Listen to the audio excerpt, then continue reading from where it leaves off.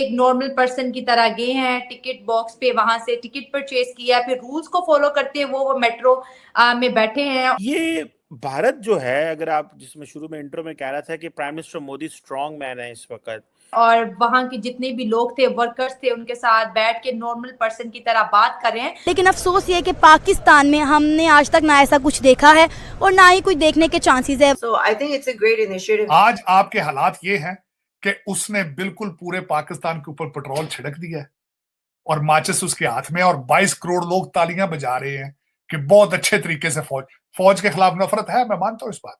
लेकिन इन तनाजात की हल का सिस्टम मुकम्मल तौर पे बंद हो चुका है और इमरान खान कह चुके हैं कि पाकिस्तान के 3 टुकड़े होंगे। मेरे मुंह में खाक। ये जो बांग्लादेश की बात कर रहे हैं कि उस तरह जिस तरह पाकिस्तान टूटा था, आज फिर पाकिस्तान टूट सकता है। कुछ हमें ना भुट्टो चाहिए, हमें ना मुशर्रफ चाहिए, हमें ना जरदारी चाहिए, ना इमरान खान चाहिए, ना हमें नवाज शरीफ चाहिए, हमें नरेंद्र मोदी जैसा एक ऐसा हुक्मरान चाहिए। ये जो डेवलपमेंट्स हो रही हैं, इससे प्राइम मिनिस्टर मोदी ज्यादा मजबूत होते आपको नजर आ रहे हैं।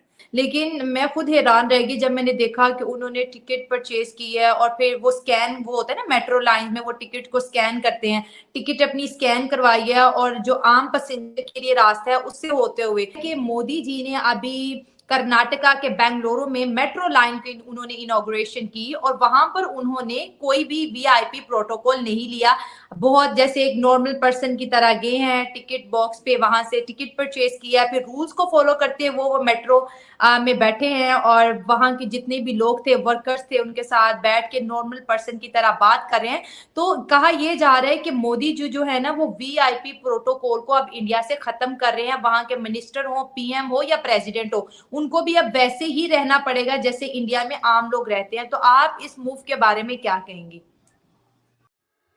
नमस्ते दोस्तों, हिंदुस्तान पीपल में आपका स्वागत है। दोस्तों, प्राइम मिनिस्टर श्री नरेंद्र मोदी जी ने व्हाइट फील्ड से कृष्णा राजपुरा तक 13.71 किलोमीटर मेट्रो रेल का शिलान्यास कर उद्घाटन किया और स्टाफ के कई लोगों के साथ ट्रेन पर सवारी की। 4,249 करोड़ रुपए की लागत से इस लाइन पर 12 मेट्रो स्टेशन हैं। व्हाइट फील्ड मेट्रो स्टेशन पर पहुंचने पर प्रधानमंत्री जी ने पहले एक आम यात्री की तरह एक टिकट खरीदा और यात्रा के दौरान मेट्रो के कई कर्मचारियों से बात की और पाकिस्तानी भी मीडिया इस सादगी का फैन हो गया। तो चलिए वीडियो में देखते हैं दोस्तों। I think it's a great initiative. I can see that. मगर ये जो पैसे हमारे जाया होते हैं ना कि आपने इतना इतना प्रोटोकॉल दिया हुआ है और बड़े बड़े रेस्टोरेंट्स में खाना खाए जा रहे हैं, प्राइवेट प्लेन्स में ट्रेवल हो रहा है, इसका खर्चा कौन उठाता है? इसका खर्चा हम उठा रहे होते हैं, टैक्स पेयर्स। तो दिस शुड बी फिनिश्ड। उन लोगों को किस चीज की इतनी तनख्वाह दी जा रही है? लाइक सीरियसली, आप मुल्क ही चला रहे हो ना, हम भी तो जॉबिंग कर रहे हैं, हम भी कंट्रीब्यूट कर रहे हैं towards the society, and so are you. So why should you get extra treatment and the other people are not? हालांकि वही आपकी सैलरी दे रहे हैं। So this is amazing, I think. और जैसे हम देखते हैं कि जितने भी वीआईपी पर्सन होते हैं उनके लिए कोई रूल्स नहीं होता, बस प्रोटोकॉल के साथ वो जो भी उनका कोई प्रोग्राम होता है या किसी भी एक, अगर वो हम देखें किसी सरकारी जगह को वो विजिट करते हैं तो आम लोगों के लिए और रूल होता है, उनके लिए कुछ और होता है। लेकिन मैं खुद हैरान रह गई जब मैंने देखा कि उन्होंने टिकट परचेज की है और फिर वो स्कैन, वो होता है ना मेट्रो लाइन में, वो टिकट को स्कैन करते हैं, टिकट अपनी स्कैन करवाई है और जो आम पैसेंजर के लिए रास्ता है उससे होते हुए। तो मुझे लगता है कि शायद ये अपने लोगों को वीआईपी कल्चर से बाहर निकाल रहे हैं। और अगर हम अपने पाकिस्तान की बात करें तो यहाँ पर जो है वीआईपी कल्चर को बहुत ज्यादा लोग प्रमोट कर रहे हैं। पिछले सालों की अगर हम बात करें तो शायद उसमें इतना नहीं था कि 5-6 सालों में अब तो एक आम बंदा जो समझ ले 1-1.5 लाख कमाता है, वो भी ये सोचता है कि मुझे प्रोटोकॉल मिले। तो इसका ये आपको पता है नुकसान होता है कि अमीर अमीर से अमीर तर होता चला जाता है, गरीब जो है गरीब से गरीब तर होता चला जाता है और लोगों के अंदर एक बहुत बड़ा डिफरेंस आ जाता है एज अ सोसाइटी। खुद को लोग गरीब समझने लगते हैं और जिसको प्रोटोकॉल मिलता है वो कहता है कि ये अमीर है, शायद इसलिए इसको स्टेट में ज्यादा, आपको पता है कि वाह वाह हो रही है इसकी। तो आप इस बारे में क्या कहेंगे? आई थिंक ये जो रूल्स फॉलो करना है ना, तो हमारा जो सब कॉन्टिनेंट है, पाकिस्तान तो खैर छोड़ ही दें आप उसको, कोई रूल्स ऐसे हैं ही नहीं। कोई सिस्टम एक बनाना चाहिए। आज आपके हालात ये हैं कि उसने बिल्कुल पूरे पाकिस्तान के ऊपर पेट्रोल छिड़क दिया है और माचिस उसके हाथ में, और 22 करोड़ लोग तालियां बजा रहे हैं कि बहुत अच्छे तरीके से फौज के खिलाफ नफरत है, मैं मानता हूं इस बात। और अदालतों के खिलाफ तो वैसे ही नफरत है, क्योंकि इसके लिए कानून और है और आपके लिए और मेरे लिए कानून और है। आप आज केस लेकर जाएंगे, 25 साल की डेट है उसकी, 22 साल 25 साल एवरेज हाई कोर्ट का केस। और इसके लिए सारा कुछ चलता है, मेरा मकसद है। और नया नया सिस्टम जिसकी तहरीक साहब इन्होंने बात की है जी कि मैं दूध की नहरें चलाऊंगा इंसाफ के जरिए। इंसाफ कैसा है भाई?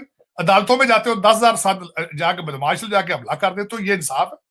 ये कानून की पासदारी। और दूसरा, नया प्रेसिडेंट चीमा साहब ये बना है कि कल को बिलावल भुट्टो 10,000 बंदे लेकर जाएगा तो वो उसको भी अदालतें उसी के हिसाब से रिलीफ देंगे। चीमा साहब आपके 500,000 फॉलोअर ट्वीट पे होंगे तो आपको आपके लिए कानून डिफरेंट होगा। जज डरेंगे, क्योंकि खास बात यह है कि शायद मेतला साहब कह चुके हैं कि जज टिकट आके तो भी डर देगा। कर लो गल्ला 136 नंबर ते अगे सी ना अदालत का। अब नंबर आप देखें कि अब इनको नंबर मिलना भी है कि नहीं मिलना, अफसोस की बात है। ये सियासी जज है ना सर, फिर सियासी एस्टेब्लिशमेंट सारा कुछ सियासी है, तो फिर टिकटॉक से तो तारड़ साहब वही डरेगा ना जिसके फैसले जो सियासत कर रहा है, जो बंदा कानून के मुताबिक चल रहा है, उसको क्या परवाह है कि सड़क पे उसके बारे में जो मर्जी बोला जाए। नहीं तो देखिए वीडियो ऑडियो आ चुकी है, अब पता चल रहा है दूसरे नकवी साहब के लड़के जो सारा हर बंदा बात कर रहा है कि फ्रंटमैन है, उसकी सारी दुनिया बात, ये को मैं अपनी बात थोड़ी कर रहा हूं। अब तो लोग ये बात कर रहे हैं कि बेंच का पता चलता जाता है तो पता चल जाता है कि फैसला क्या होना है। इतने प्रेडिक्टेबल है वो सारे, इतने प्रेडिक्टेबल। तो इन सर्कमस्टांसेस में ये मुल्क कभी चल सकते हैं? इस तरह चले कभी मुल्क? आपने देखे, आप तो अफगानिस्तान को भी शर्मिंदा कर रहे हैं, आपके हालात ये है। अब तो हमारे पठान भाई तालिबान भी शर्मिंदा है कि यार वो कहते हैं ये कैसी चली कौम है यार। लेकिन उसमें अफसोस वाली बात यह है कि देखें, मैं समझता हूं कि कौम का रिएक्शन था, कौम एस्टेब्लिशमेंट से बेजार थी, कौम का गुस्सा है जुडिशरी, लेकिन अपने कपड़े जला के, अपने आप को जला के उस गुस्से को कम करना ये कोई अच्छी बात है? मैं समझता हूं कि नून लीग का भी गुस्सा है एस्टेब्लिशमेंट पर, कौम का भी गुस्सा है, फड़फड़ मारते रहे, कुटते रहे, सारा कुछ जो कर, लेकिन अपने मुल्क को जला दोगे, पाकिस्तान नहीं रहेगा तो फिर कहां जाओगे? अब तो इस पॉइंट पे आप पहुंच चुके हो, you are at the point. अब ना आगे, वो कहना आगे खाई तो पीछे खड्डा, अब कहां जाओगे? ना इसका कोई प्लान है, ना किसी और के पास प्लान है, बल्कि किसी दूसरी पार्टी से, मैंने आज देख रहा था एक जगह पे, उसने किसी वो नून लीग पीडीएम वालों से पूछा कि आपका क्या प्लान है, उसका हम प्लान बाद में बुलाएंगे, पहले इससे तो डील कर लें। लेकिन वो बातें उनको ठीक है, उनको तो यही अफवाह नजर आ रहा है। वो तो बेचारे सुबह जाते हैं अपने दफ्तरों में, पता ही नहीं कि कल वापस आना है कि नहीं आना।